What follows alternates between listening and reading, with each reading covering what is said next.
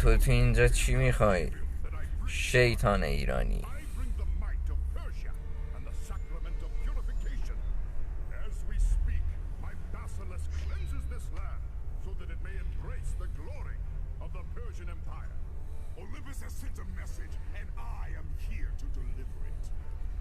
اولمپیوس یه پیغام داره که من اینجام که اونو بهت بگم.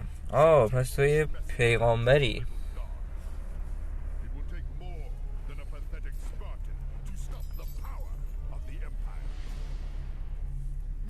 میخواد قدرت پادشاهی ایران رو به ما نشون بده. کور خوندی؟ چرا این جای بازی لود نشد؟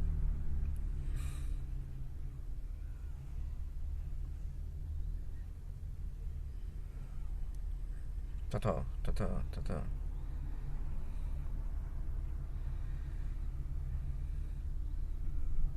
اینا خیلی سخته. تو نسخه های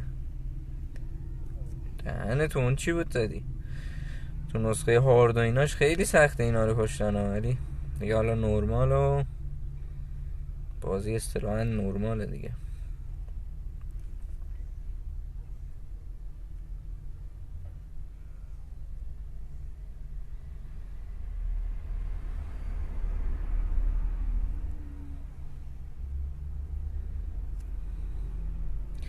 این مزاحمه رو بکشیم. حاجی تو ایرانی، من دلم نمیاد تو رو بزنم. آتیش نزنم، شوخی ندارم. دایره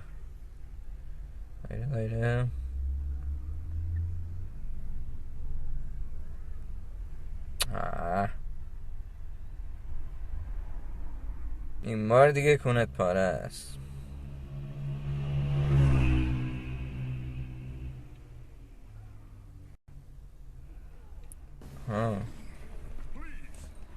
پلیز لطفاً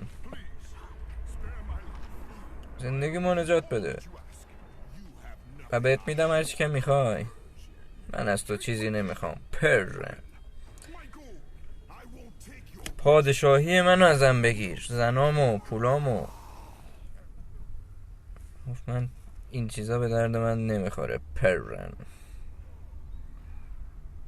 تا کله‌شو له کردیم.